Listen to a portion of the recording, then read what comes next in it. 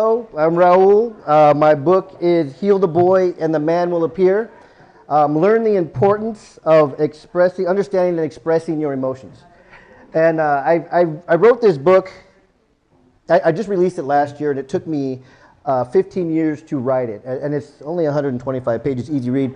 But I wasn't writing a book. I was writing about my life and like journaling through challenges that I had. The reason that I write about emotions is because I learned in my life that a traumatic event that happened to me as a child was an emotional event, and I went through a bunch of emotions that I didn't understand. So in a nutshell, like Jake said, 10 minutes is tough because I'm usually for 45 minutes an hour. So I'm gonna bullet point some things. Early in my life, my parents were married. From birth till 7 years old, I was very close with my father. We had a strong bond. I say, from the sun to the earth, you know, we were one. I needed him in my life. Followed him around everywhere. We lived on farms. We rode horses. We had everything you could see living on Vashon Island. We had a great, loving, just free living life. And I grew up in San Jose, so we kind of traveled around from Vashon Island. We moved back to San Jose, and one day I'm in the garage playing with my father, and my mother drives up and she says, "Son, get in the car. We're going to go for a ride." And I said, "Okay." Nothing weird about getting in the car and going for a ride with my mother. Our family at the time lived in a 5-mile radius. My grandmothers, my aunts, my uncles, on both sides of my family, we all lived in the same area. And so I got in the car. Next thing I know, I'm walking onto a plane and we're headed to Alaska. And I'm like, okay, this is fun. I'm 7 years old. This is fun. I'm getting on a plane. I get to Alaska, snow, right? It's fun. Wow, look at this. I've never seen snow. You know, we're having fun. A couple days go by and I go, "Hey, Mom, where's my dad?" And she says, "You're not going to see your dad anymore." And it was devastating, you know, to not know anything except for my mother and father in my life and just always being around him. I couldn't even comprehend her words of, "You're not going to see your father anymore." So I went into these emotions that I didn't understand at the time: depression, anger, sadness, crying on a regular basis. I was experiencing all these emotions, and at 7 years old, I had no idea what I was feeling. So I would cry. I would just cry every day, and it was noticeable at school. The teachers would like call my mom and be like, "Hey, something's wrong with your son. He's not doing anything. He just sits there." Kids started to pick on me, you know, crying, little boy crying at school. They start to pick on you. And one day, I'm getting off the car, and like regularly I would get out and walk into the playground, and I'm crying like usual, and I see the kids laughing at me, and I just start to get tired of it, you know. And what happens with all these mixed negative emotions is they turn to hate, and my heart hardened. And I looked at this little boy, and I just thought, I'm never going to cry again. And the next time somebody laughs at me, I'm going to punch them. And that's what I did. That's what I did for the next 17 years, is I fought, and I fought, and I fought. And looking back, what I realized is that I took this little innocent boy, this little 7-year-old boy, and I put him aside. And I said, you know, you're an innocent little boy, you're caring, you're loving, but you need somebody to defend you now. You can't just cry and cry because people make fun of you. So I put him aside, and I created this alter ego who anything and everything he did was out of confusion. And what that led to is by the time I was 9, I was doing drugs. Looking back, I knew how because my father did drugs. You know, I learned why my mother left my father, and she had good reason. She did the best she can to save me from him. But looking back, there probably was a better way that she could have done it. So by 9, I'm doing drugs. I'm hanging out with the neighborhood gang. And at 13, I conceived my first son. He's 33 years old now. He's about this tall. He's a good guy. He's a loving father for his kids, my grandkids. And then by 14, I got incarcerated. Hanging around with the gang, we were robbing cars and houses and doing a lot of dumb stuff that you do. From 14 to 24, I spent the majority of that time incarcerated. So for 10 years, I was never out of some type of facility for more than 30 days. And I stepped out of San Quentin prison just before my 25th birthday. And I looked back at my life, the stuff I've experienced on the streets and in prison, and I was just like, this is not the life I want? What do I have to do? And I had three questions that I've always asked myself. And the answers, you know, I mean, this story is obviously, it's in my book. But the three questions I always ask myself is why do I feel this way?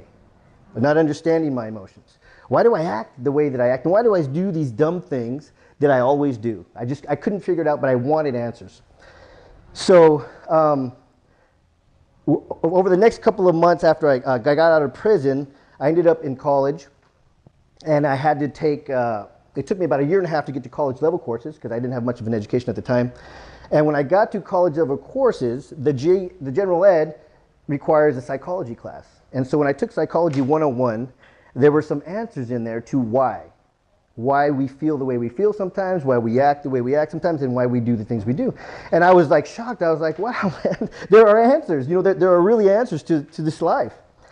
So from there, I dived into, I actually got off of the general ed course of transferring to a university, and I just started studying psychology and neuroscience and all these different types of things, trying to figure me out.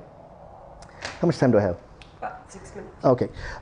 So I did that, so that was, by the time I was 27, 28, I'd finished going to college. I was working. I was doing very well.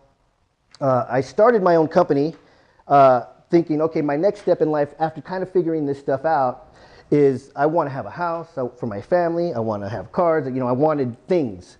And I did very well. I started a business, an investment business, and you know, I made 7 figures a couple times over, and I was doing good, but I still didn't feel good. I still didn't have this healing. I didn't get over what had happened to me as a child, and I still didn't understand my emotions. Like that was something that I needed to understand and be able to express. And what happened to me was a spiritual experience where God spoke to me, and it changed my life. I mean, it was healing. So in short, I learned to pray, quiet my mind and pray, because our mind runs all the time, nonstop. From the second we wake up, it's just running, and usually it's not negative. I mean, usually it's negative unless we control our thoughts, unless we choose our thoughts. So I learned to choose my thoughts. Purposeful thinking is what I call it. I learned to quiet my mind, and I would just soak in prayer. And one day I was just, God, you know, what is going on, man? I've had all this worldly success, but I still feel something's wrong. And while I was dreaming, while I was praying, it was like a dream. Like I left my body. And going back through my whole life, there was always like a wall. Something that just blocked me from moving forward from that very young age. And when I put that little boy aside, there was like this wall of just, I can't get happiness. I can't have freedom. And I saw a renowned psychologist a couple of times, and she tried to give me like she said, can you put a ladder on this wall and climb over it? And I could picture the ladder, but I couldn't get over it. And she would ask me, like, what is there? What is over there? And I said, freedom, man. I see love on the other side of that wall, this field and beautiful trees and just freedom. And she said, well, can you picture a door in the wall and walk through the door? And I said, I can picture the door, but I can't get through it. So in this prayer, when I was taken to this field, and the wall was almost transparent, and I was standing there like, well, I could see the whole field, and then the wall disappeared. But I couldn't move. I was just standing there looking like, whoa.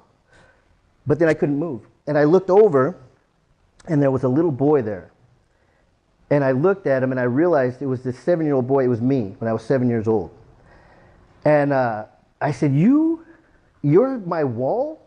Why are you holding me here? Why are you holding me back? And he looked at me. None of this was verbal. It was just like, you know, I could hear him talking, but it wasn't verbal. And he didn't have any emotion. He just like looked up at me. And he said, I'm not holding you here. You're holding me here. And I was like, wow. You know, I had this wave of like emotion and energy of sadness. Like, man, I've been holding this little boy here for 30 plus years. And I thought he's holding me, but I'm holding him because I'm holding on to those emotions that I didn't know how to express, that I didn't know how to get out there. So I kneeled down and I hug him. And I'm saying all these things to, I love you, man. I'm sorry. You know, forgive me. You're a light. You are love. Children are just light. They're love. They need to have a joyful youth, you know? And then as I was saying this to him, I started calling him son. And I was thinking in this vision, like, this is not my son. I don't understand. And then what happened is it went from me speaking to myself at 7 to my father, who had passed already, speaking to me. And he was saying, I love you, son. I'm sorry. I'm sorry. You know, you are light, you are love. And I was just like, oh, you know, it was this powerful love. I was like just in this cloud of love. I can't even explain it. But then from there, God started to speak to all three of us. And we were like, all three of us were just kind of embracing. And God said, I love you. You are the light of the world. And it was just this powerful understanding of, wow, you know, everything that we allow to affect us in our life is us. Because it was me who held me there, you know. And so I got up from there, and for whatever reason, I picked up this little boy in my hand, and I put him in my heart, and I just prayed, and I apologized to him. And then I looked at him, I said, and he appeared in front of me, and I said, you can go. You're free. Because he was the one who needed to go into the field. And so he started to walk, and then he stopped. And I looked, and I said, hey, you're free. Why are you stopping? And then I realized that's me. I'm hesitating. I'm still holding on to that fear. I'm still holding on to that pain. And I said, no, it's done. God spoke to me. He told me, you know, I am the light. We are all the light. And he said, you're free. I said, you're free. You can go. And he just walked into the field. And it changed my whole life. Thank you.